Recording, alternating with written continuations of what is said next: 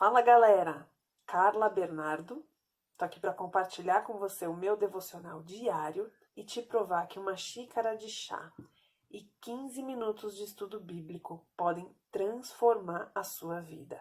Livro de Lucas, capítulo 19, versículos de 28 a 40, a entrada triunfal.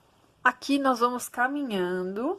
Desde que Jesus nasceu, é o início do cumprimento da promessa. Mas aqui a gente vai chegando mais perto do ápice, do clímax, que é a crucificação, né? Que ali é onde cumpre-se tudo que Deus havia prometido. Então, olha aqui.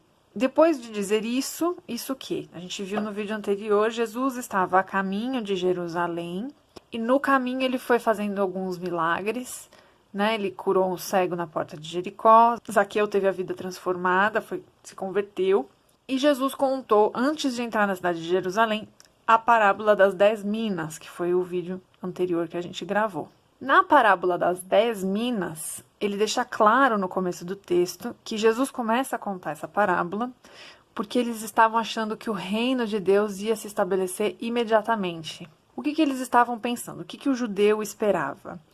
Um Messias rei, um Messias político. Então eles acreditavam que Jesus ia entrar em Jerusalém, tomar o trono, trucidar os romanos e libertar o povo. Na mente de todo judeu era isso que eles esperavam. Então, na parábola anterior, Jesus fala sobre o reino de Deus, sobre os servos, sobre as minas. Depois você volta um vídeo aqui e vê. O livro de Lucas, gente, todos os livros que eu faço aqui, todos os livros que eu estou gravando aqui no canal, eu estou gravando em ordem, né, dos capítulos. A gente está lendo do começo ao fim, de capa a capa, cada livro. E estão organizados em playlists. Então, se você chegou nesse vídeo agora, se você não conhecia o canal, clica lá no canal, tem as abas em cima e tem a aba playlists. Aí você tem lá, hoje nós temos o livro de Marcos completo e esse livro de Lucas. Então, você pode pegar desde o começo e você assiste os vídeos na ordem, tá? Se você quiser. Então, lá ele falava sobre o reino, ele estava explicando como seria, né? O que ele fala? Que o homem da parábola, que no caso é Jesus, era um nobre de uma terra e foi ser coroado em outra terra distante e ele ia voltar. Então, Jesus estava precedendo o que ia acontecer aqui. Ele ia ser crucificado, ressuscitaria, seria coroado no céu e um dia ele volta, que é o que estamos aguardando, né? A segunda volta de Jesus. Então, é isso. Depois de dizer isso que eu acabei de contar para você. Jesus foi adiante, subindo para Jerusalém. Então, ele estava a caminho de Jerusalém. Ao aproximar-se de Betfagé e de Betânia, no monte chamado das Oliveiras, então ele chegou no Monte das Oliveiras, né? Enviou 2 dos seus discípulos, dizendo-lhes: vão ao povoado que está adiante e, ao entrarem, encontrarão um jumentinho amarrado, no qual ninguém jamais montou. Olha aqui, Jesus está dando para eles o direcionamento e está profetizando, né? Ó, vocês vão encontrar assim, assim, assim. Está dando toda a orientação. Por quê? Existiam profecias que diziam exatamente isso. Que ele entraria na cidade montado num jumentinho que nunca foi montado antes. Então, para que todas as profecias se cumprissem, Jesus vai dando essa ordem aqui aos 2 discípulos. Aqui nesse texto não fala, mas em Marcos ele dá uma orientação. Vocês vão pegar emprestado, vão falar para o dono que depois a gente devolve, né? E certamente os discípulos se encarregaram de devolver o jumentinho. E na gravação de Marcos eu bati muito nessa tecla, né? Na responsabilidade de Jesus até nesse momento. Desamarrem-no e tragam-no aqui. Se alguém perguntar por que o estão desamarrando, diga-lhe: o Senhor, o mestre com S maiúsculo, precisa dele. Os que tinham sido enviados foram e encontraram o animal exatamente como ele tinha dito. Porque é Jesus, né, gente? É Jesus. Aqui a gente vai ver isso acontecer algumas vezes ainda. Na última ceia, isso também acontece. Jesus dá toda a direção, ó. Vocês vão nessa rua, vão assim, assado, sigam tal pessoa, vocês vão encontrar o lugar pra gente fazer a última ceia. É bem interessante ver isso. Quando estavam desamarrando o jumentinho, os seus donos lhes perguntaram: por que vocês estão desamarrando o jumentinho? E eles responderam: o Senhor precisa dele. Ou seja, eles seguiram exatamente o que Jesus orientou. Gente, isso fica de lição. Quando Deus dá um direcionamento pra gente, ele pode parecer absurdo, mas a gente precisa seguir a risca. Porque olha aqui, o que Jesus falou? Vocês vão pegar um jumentinho de uma pessoa sem ela saber. Vocês vão lá desamarrando. Quando ele chegar e perguntar, vocês falam, pega o jumento sem pedir. Não é? Foi isso. Eles começaram a desamarrar para a pessoa vir se manifestar e eles explicarem. Se a gente for pensar, claramente não faz sentido. É muito mais socialmente aceito, é muito mais correto você pedir antes. Mas essa foi a orientação de Jesus. E Jesus já dá a resposta. E eles dão exatamente a resposta que Jesus fala. Por isso aqui, dá tudo certo. Essa passagem nos ensina sobre obediência, por mais estranha que possa parecer a ordem. Então, quando Jesus te der uma direção esquisita, siga a risca, porque Deus sabe o que Ele está fazendo. Ele sabe o que vai acontecer. Versículo 35. Levaram-no a Jesus, o jumentinho, lançaram seus mantos sobre o jumento, como se fosse uma sela, né? Não tinha sela, então colocaram alguns panos para ele poder sentar. E fizeram que Jesus montasse nele. Colocaram Jesus em cima do jumentinho. A questão dele entrar no jumentinho também já mostra a simplicidade. Porque o que era nobre nessa época? O que era força de guerra? O que era animal de rei? Cavalo. Né? Tem um versículo famoso que fala: não confia em carruagens, em cavalos. Por quê? Carruagem e cavalo eram meios de transporte de guerra, né? O que seria hoje o trator, o carro, enfim.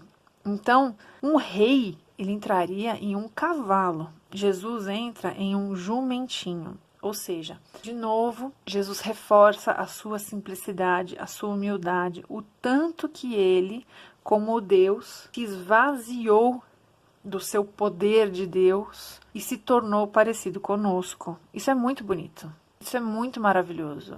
Deus, o Criador do universo, o Criador de todas as coisas, entrando na cidade de Jerusalém, sabendo que seria morto, com honras, com festa, com o povo aclamando por ele, porém sentado em um jumentinho. Jesus está dizendo: eu sei exatamente quem eu sou e eu não me exalto nisso. E a gente vê um tanto de crente cheio de soberba. Jesus nos deu uma lição de não soberba e a gente tem um ego tão facinho de ser inflado, né? Isso fica de lição pra gente. Enquanto ele prosseguia, então, enquanto ele andava, né, no jumentinho, o povo estendia seus mantos pelo caminho. Então, antes que Jesus passasse, as pessoas tiravam os seus mantos e jogavam no chão para que o jumento pisasse. Veja que gesto nobre, que gesto de honra, né? Jesus sendo honrado, as pessoas estendendo seus próprios mantos para que o jumento que Jesus vai passar pise. Aqui ele está sendo honrado pelas pessoas. Quando ele já estava perto da descida do Monte das Oliveiras, ou seja, descendo o monte, ele já entra na cidade. Toda a multidão dos discípulos começou a louvar a Deus alegremente em alta voz. Note que discípulos aqui está com D minúsculo. Ou seja, aqui inclui todos os seguidores de Jesus. Absolutamente todos. Quando a gente vê discípulos com D maiúsculo, são somente os 12, os separados. Então aqui toda a multidão de discípulos. Então, era aquela galera que seguia Jesus. Começou a louvar a Deus alegremente em alta voz. Por todos os milagres que tinham visto, exclamavam. Olha aqui, eles vão citar o Salmo 118. Bendito é o Rei que vem em nome do Senhor. Se você quiser depois dar uma lida no Salmo 118, é muito bonito. Davi começa falando da angústia dele por ser perseguido, mas no meio do salmo, ele muda um pouco a direção e ele fala sobre Jesus. Ele está falando sobre Jesus. É bem bonito. Depois vai lá dar uma olhadinha. Paz no céu e glória nas alturas. Esse acontecimento aqui é conhecido como o Domingo de Ramos, né? O dia que Jesus entra em Jerusalém. As pessoas estão com os ramos na mão, festejando a chegada dele. É exatamente essa situação aqui. Alguns dos fariseus que estavam no meio da multidão disseram a Jesus: mestre, os chatonildos, os falsos, mestre. Eles não achavam que Jesus era mestre de coisa nenhuma, mas estão lá. Repreende os teus discípulos. Tipo, o que é isso? Eles estão te idolatrando, não pode. Aí olha o que Jesus responde, maravilhoso. Eu digo a vocês, respondeu ele. Se eles se calarem, as pedras clamarão. Ou seja, este é o momento do Filho de Deus ser louvado e adorado. Ninguém neste mundo bloqueia a adoração ao Filho de Deus. Ninguém neste mundo é capaz de evitar que Jesus seja louvado. A Bíblia diz que tudo aquilo que tem fôlego louva ao Senhor. Se você parar para prestar atenção nos sons da natureza, os pássaros, as árvores balançando, as baleias, tudo louva ao Senhor.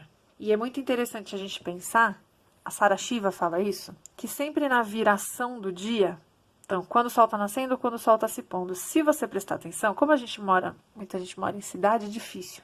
Quando você vai mais para o campo, que é mais silencioso, é mais fácil notar. Na viração do dia, que era quando Deus vinha ter com Adão, né?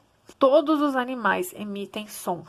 O cachorro começa a uivar, o galo canta, os passarinhos gorjeiam. Se você ficar atento, você vai ver que sempre na viração do dia, tudo aquilo que tem fôlego, de fato, louva ao Senhor. E aqui é o que Jesus está dizendo. Até as pedras vão clamar, porque esse é o dia do Filho do Homem entrar pela cidade, sendo exaltado, para que se cumpram as profecias. Jesus cumpriu 100% de tudo que estava escrito a respeito dele. Isso aqui era uma dessas coisas. Eu tenho usado em quase todos os vídeos esse comentário bíblico do Matthew Henry. Vou deixar aqui na descrição do vídeo o link, se você quiser adquirir este livro e também a Bíblia. Anote que tem esse espacinho para anotação aqui na lateral. Tá tudo aqui na descrição do vídeo, tá? Olha o que o Matthew Henry fala sobre esta passagem. Cristo tem domínio sobre todas as criaturas, então desde o jumentinho até as pedras, e pode usá-las como quiser. Ele tem os corações de todos os homens sobre os seus olhos e suas mãos, ou seja, ele sabe o que se passa no coração de cada um de nós. Os triunfos de Cristo e os louvores jubilosos de seus discípulos irritam os orgulhosos fariseus, inimigos seus e de seu reino. Mas Cristo, como despreza o orgulho, por isso que ele entra num jumentinho e não em um cavalo pomposo maravilhoso, como despreza o orgulho dos soberbos, aceita os louvores dos humildes. Se pudessem, os fariseus silenciariam os louvores de Cristo, mas não podem, que foi o que eles tentaram, manda eles ficarem quietos. Pois assim como Deus pode das pedras suscitar filhos a Abraão e converter para si o coração de pedra, ele pode também tirar louvor da boca dos filhos. E quais serão os sentimentos dos homens quando o Senhor voltar em glória para julgar o mundo? Esse pessoal que queria calar aqui, no dia que Jesus voltar, meu amigo, para quem esperava vai ser uma glória, para quem negava vai ser uma surpresa. Como eu falei, eu gosto de usar essa Bíblia aqui para estudo, que tem espaço para anotação na lateral. Essa minha tem um espação aqui embaixo, mas a maioria delas não tem, tá? Geralmente elas vêm só com espacinho aqui na lateral. De qualquer maneira, vou deixar o link para vocês aqui na descrição do vídeo, de onde você encontra esse modelo de Bíblia. E a tradução que eu estou usando é a NVI. Vocês sempre me perguntam. Recomendo para quem está começando, tá? Ela é mais facinho, bem simples de entender. Principalmente se você quiser estudar o Antigo Testamento, mais fácil a versão NVI, tá? Leia a Bíblia toda com essa versão, e aí que você já vai entender o contexto, as histórias, aí você vai para as Bíblias com a linguagem um pouco mais rebuscada. Porque o que acontece? Quando a gente vem para a NVI, eu acho que algumas coisas da tradução se perdem um pouco, tá? Se você for numa versão ACF, Almeida Corrigida Fiel, ela parece ser mais profunda, assim, as palavras são melhores, porém ela é mais difícil de compreender. Então, lê primeiro a NVI, que é simples para você entender o contexto, e depois vai para uma ACF, por exemplo. O que eu anotei aqui, então? Jesus no jumentinho. A lição que eu tirei para o vídeo hoje é essa. A Bíblia é viva, é a palavra de Deus. Cada vez que você lê o texto, Deus, o Espírito Santo vai te ensinar alguma coisa diferente. Então, para hoje, a lição que eu tenho é essa aqui. Uma lição de humildade. Jesus nos dá uma lição de humildade em todos os sentidos. Desde a maneira que ele entra na cidade, em um jumentinho, emprestado. Nem comprar o jumentinho ele comprou. Veja, Ele pede um jumentinho, que já era um bicho mais simples para se montar, e ainda é emprestado. É como se hoje ele estivesse entrando na cidade de mobilete e que nem era dele, emprestada. Entende? E a sua maneira de receber louvores dos mais humildes. Ou seja, ele aceita o louvor dos humildes, aquele que os fariseus se incomodam, e ele diz: até as pedras clamarão, fica aí na de vocês, que agora é hora de se cumprir tudo aquilo que Deus disse que faria. Até a sua glória em vida como humano, ela foi simples. Jesus glorificado após ressurreição é outra história, né? O que a Bíblia fala? Ele viria como um cordeiro, que foi aqui, manso, humilde, mas ele volta na segunda vinda como um leão, forte, poderoso, glorificado e juiz. Aqui ele vem como réu para nos livrar da nossa culpa, da nossa condenação. Nós somos réus, culpados pelos nossos pecados. Mas Jesus aqui entra com humildade para ser levado como ovelha ao matadouro.